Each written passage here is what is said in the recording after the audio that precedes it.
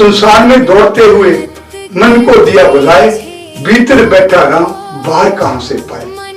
प्रिय बंधुओं, मनुष्य का जीवन एक रहस्यमय यात्रा है, एक ऐसी यात्रा जिसमें वह जन्म से लेकर मृत्यु तक कुछ न कुछ खोजता रहता है।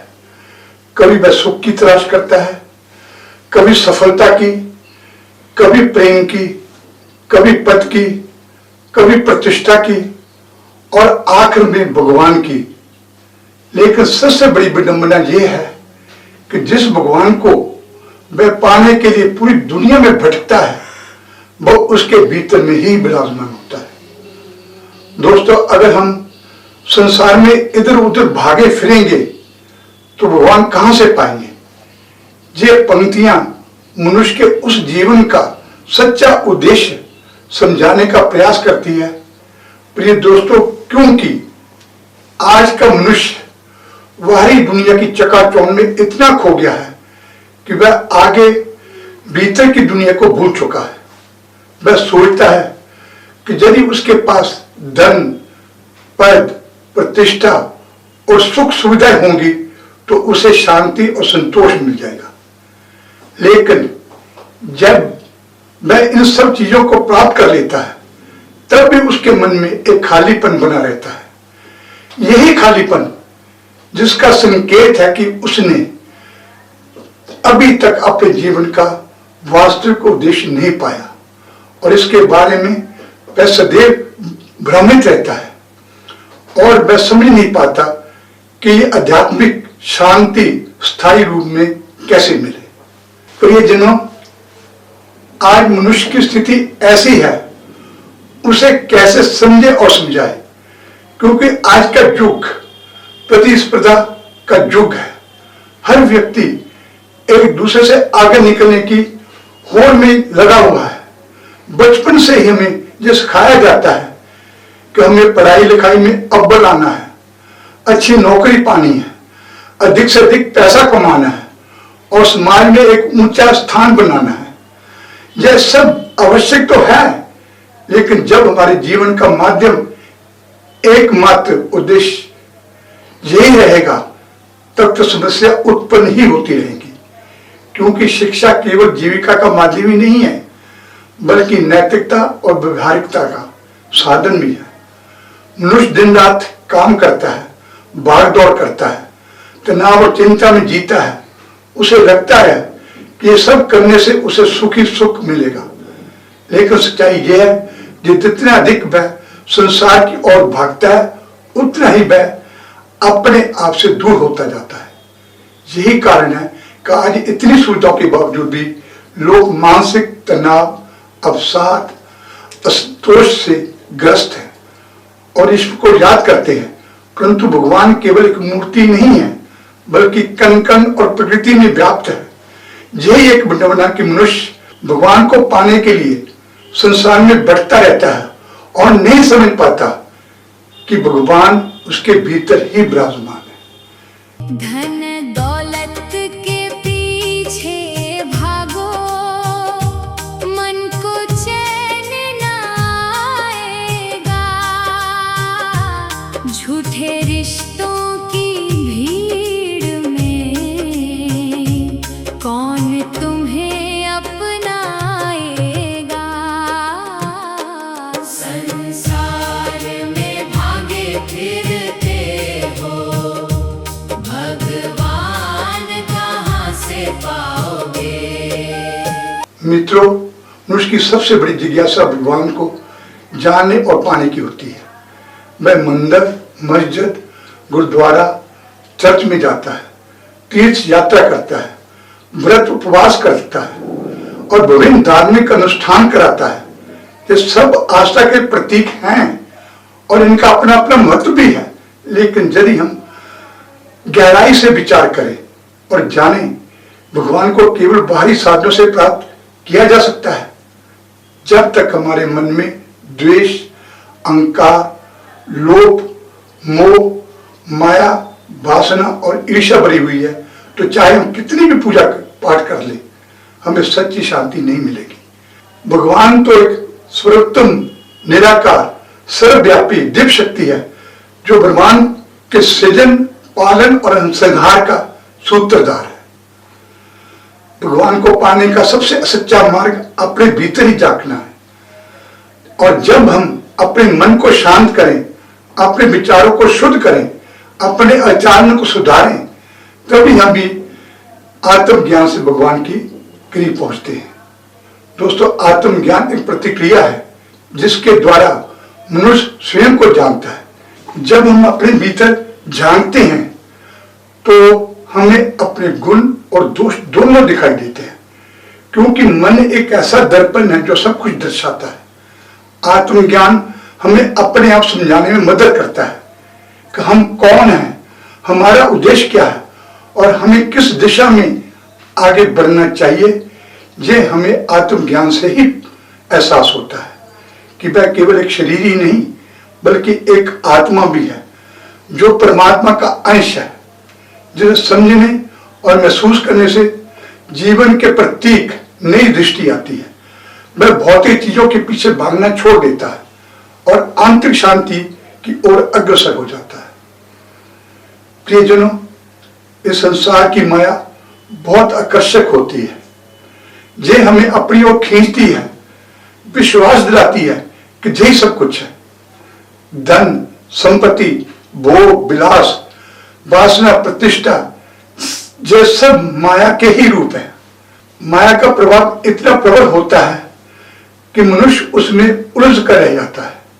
ये भूल जाता है ये सब स्थायी नहीं है, एक दिन सब कुछ यही रह जाएगा और उसे खाली हाथ ही जाना होगा। जब तक मनुष्य के माया के इस जाल से बाहर नहीं निकलता तब तक वह भगवान को नहीं पा सकता। इसके लिए आवश्यक है कि वह वैराग्य का भाव समझे, अर्थात संसार में रहते हुए भी आसक्त ना हो। यही एक तपस्या है। प्रियजनों, मंदिर मस्जिद जाते हो पर मन में अंधियारा है। प्रेम बिना इस जीवन का हर सपना बेचारा है।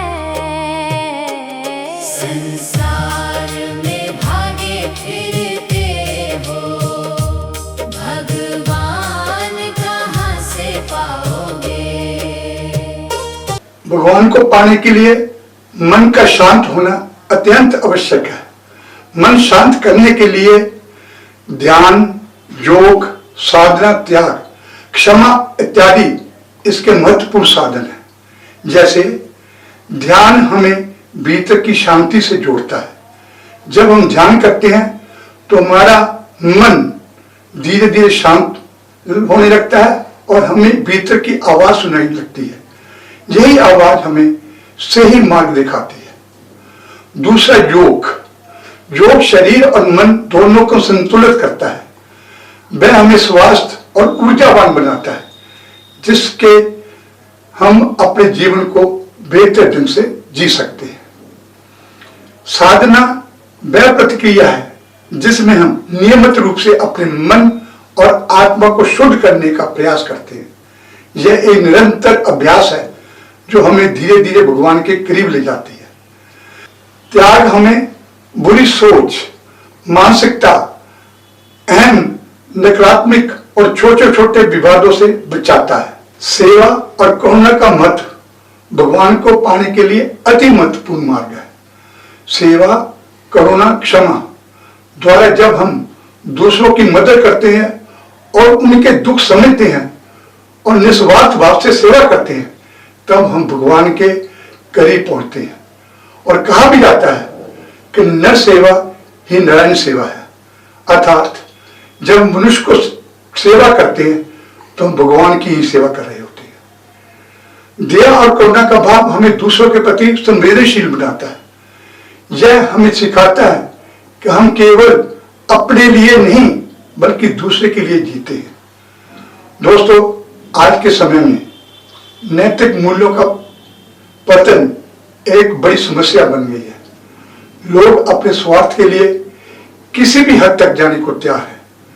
झूठ, धोखा, भ्रष्टाचार, विश्वासघात, ढोंगपन, बहरूपीय, झूठे संसाधु और अलग अलग धर्म की आड़ में अपने व्यक्तिगत महत्वाकांक्षा पाने के लिए भागे भागे फिरते हैं। ऐसे माहौल में मनुष्य का मन और अधिक शांत हो जाता है, उसे सच्ची खुशी और शांति नहीं मिलती। इसीलिए ये आवश्यक है कि हम अपने जीवन में सत्य, ईमानदारी और नैतिकता के सही गुण अपने एक बेहतर इंसान बनाते हैं और हमें भगवान के करीब ले जाते हैं। दोस्तों, दया धर्म और सच्चाई में प्रभु का असली वास है। निर्मल मन के दर्पण में ही दिखता उसका प्रकाश है। संसार में भागे फिरते हो, भगवान कहाँ से पाओगे। सच्ची भक्ति केवल पूजा पाठ, तीर्थ यात्रा, मंदिर मस्जिद तक सीमित ही नहीं है, ये एक जीवन शैली है।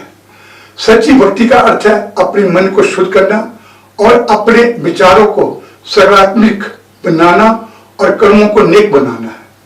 जब हम हर कार्य ईमानदारी, निष्ठा और नैतिकता से करते हैं, और जब हम दूसरे के साथ अच्छा व्यवहार करते हैं, और जब हम अपने कर्तव्यों का पालन करते हैं, तब हम सच्चे अर्थों में भगवान की भक्ति कर रहे होते हैं।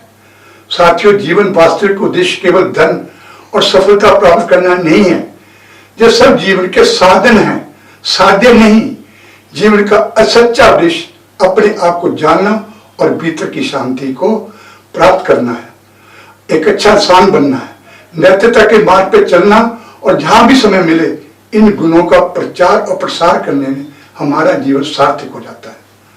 अंत में इंडियन पीस मिशन और इंटरनेशनल पीस मिशन का मानना है कि नैतिक भौतिक का यही संदेश, अगर आप अर्थहीन, लक्ष्यहीन, अनैतिकता और स्वार्थ के लिए संसार में भागे फिरते हो तो भगवान कहां से पाओगे। ये पंक्तियां हम यही सिखाती हैं कि भगवान को पाने के लिए हमें बाहरी दुनिया में नहीं बल्कि भीतर की दुनिया में उतरना होगा और नैतिक भौतिकवाद के उद्देश्यों को समझना और जानना होगा। दोस्तों, ज्ञानियों ने भी ये लिखा है कि तन का जोगी सब करें, तन का जोगी सब करें, मन को बिल्ला कोय, सबसे सादे सजे पाया जब मन सिद्ध होए। छोड़ जगत की भागदौड़, मन में कर विश्राम, छोड़ जगत की भागदौड़, मन में कर विश्राम, शांत हृदय के बीच में मिलता सच्चे राम। वंदे मातरम, जय भारत। लोभ क्रोध को छोड़ो साथी, मन में दीप जलाओ तुम। भटके हुए इस जीवन को भक्ति राह दिखाओ तुम। संसार में भागे फिरते हो, भगवान कहाँ से पाओगे। हर प्राणी में भगवान है।